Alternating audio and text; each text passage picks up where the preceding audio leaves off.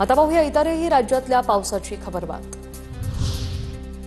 आज राज्यातील 6 जिल्ह्यांना हवामान विभागाकडून रेड अलर्ट। मुंबई, ठाणे, नाशिक, पालघर, रायगड आणि पुणे जिल्ह्यात अतिवृष्टीचा इशारा, तर रत्नागिरी, सातारा, कोल्हापूर, सांगली आणि छत्रपती संभाजीनगर जिल्ह्यांना ऑरेंज अलर्ट।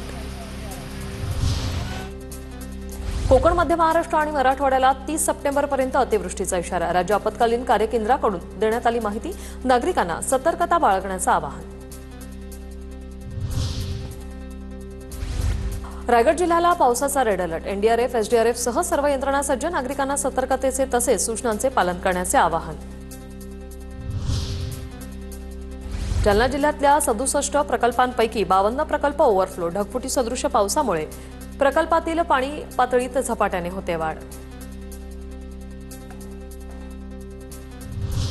जळगावच्या हजरत पीर मुसा कादरी बाबा दर्ग्याला पाण्याचा वेढा। गाड्या पाण्याखाली गेल्या। दर्गा परिसरातील अनेक स्टॉल पुराच्या पाण्यात वाहून गेले, तर अनेक दुकानांमध्ये पाणी शिरले।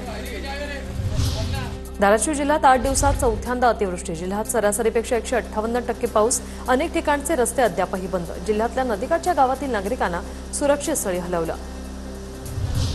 नाशिक शहराच्या गंगापूर धरणाच्या पाणलोट क्षेत्रात पावसाची संततधार सुरू। गंगापूर धरणातून 5447 क्युसेक वेगाने गोदावरीत विसर्ग वाढवला जाण्याची शक्यता। नदीकाठच्या लोकांना प्रशासनाकडून सतर्कतेचा इशारा। अमरावतीच्या मोर्शीतील अप्पर वर्धा धरणाचे 7 दरवाजे उघडले। धरण परिसरातील गावांना आणि नदीकाठच्या गावांना सतर्कतेचा इशारा। नांदेडच्या विष्णुपुरी प्रकल्पाचे 16 दरवाजे उघडले। गोदावरी नदीपात्रात 2,98,000 क्युसेकने विसर्ग। गोदावरी नदीकाठच्या हजारो हेक्टरवरील शेतीपिकांना याचा फटका।